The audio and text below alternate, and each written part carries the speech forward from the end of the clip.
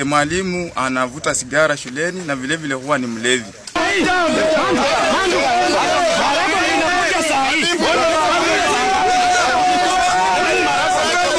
Mwalimu hajawahi ingia darasa kufunza mwanafunzi.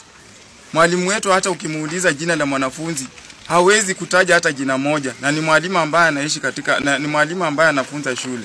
So mwalimu anafunza somo la jiografia katika kidato cha 3, lakini hajawahi ingia katika kidato hicho.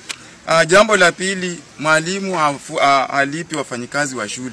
Juzi siku 3 tukiongea hivi, siku 3 zimeisha hizi, hajalipa wafanyikazi, walikuwa katika mgomo.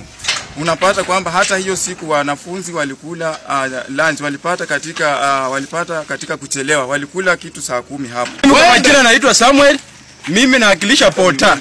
Huyu mwalimu wetu alikuja hapa, lakini tulisikia rambirambi penye alitoka, tena alifukuzwa tu hivi. Sisi kama Pota hapa stage, Busombi stage, tumekulwa. Ukimpepa akupei pesa, ukimpepa anaanza kupikia mwalimu mwingine akimuomba pesa, ukimpepa hana pesa. Wewe mwalimu aende